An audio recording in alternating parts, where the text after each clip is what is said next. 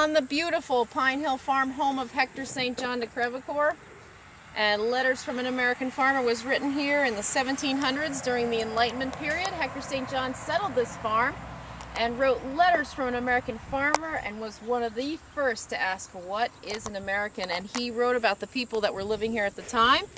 Before there was anything here, there were no cultivated lands, there were no crops to be reaped, there were no roads, there were no bridges, there was nothing. And the people that were here at the time lived under simple and just laws.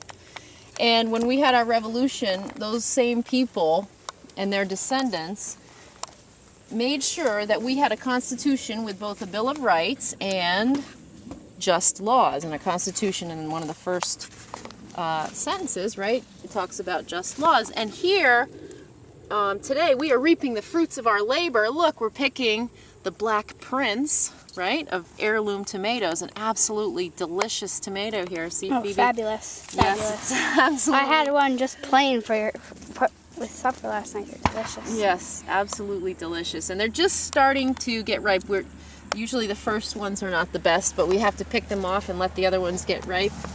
And so that's what we're doing. We have quite a number of heirlooms today, and what we wanted to talk about is when we live under simple and just laws, and as Hector St. John writes, he writes that the governments and the ruling bodies do not require a tremendous portion of the fruits of our labor at that time. He said, primarily, a man works for his livelihood and his children to provide them with a better quality of life. And this is unheard of at the time where many people, half the world's population, are basically enslaved with no hope of giving their children a better quality of life. And here, when they work and they create the fruits of their labor, they can keep them and pass them on to their children.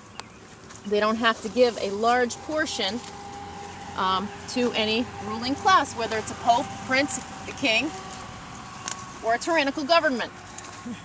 Now, in our country today, in 2012, do we have that same experience here with the fruits of our labor? And we want to talk about the bureaucracy that has been increasing in size in our country. And is it just when the bureaucrats demand the fruits of our labor from us? And I have the question that the bureaucrats in their offices claim that they're doing the work that must be done for the country, and yet are they out here in the early spring plowing the land in the cold weather? Are they out there in the winter making sure that the machinery is fixed so that we can plow the land and disc the land? Where are the bureaucrats? Are they here? Are they here when it's time to plant the tomatoes, as we saw when we were transplanting tomatoes, the heirloom tomatoes? Are they here when it's time to stake the tomatoes, when it's boiling hot and you've got to drive stakes into the ground? Are they here when it's time to put the plastic down? Are they here when it's time to plow down the rye? Where are those bureaucrats? Why are they not here when it's time to string the tomatoes and stake the tomatoes in the heat? Where are they? And is it just, where are they? They come along at the end after we exchange these beautiful heirloom tomatoes. Then they come along and then they say, we want half of the fruits of your labor. Now, is this just? Are we living under just laws? And what causes this? I will say one thing: liberal, leftist, socialist, utopian schemes inherently unjust when they become law.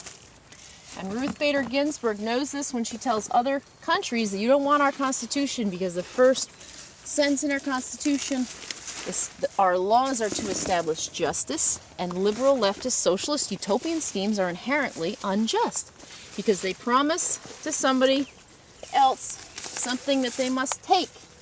And when we're talking about taking, we're talking about taking the fruits of someone's labor. That's what they're taking. They're not taking any opportunity to stake and string the tomatoes. They're not taking the opportunity to pick the tomatoes, bring them to the market, and sell the tomatoes. They're just talking about taking the fruits of the labor. Now, is that just? That's the end of our rant for today. Pine Hill Farm, Fruits of Our Labor, 2012, July.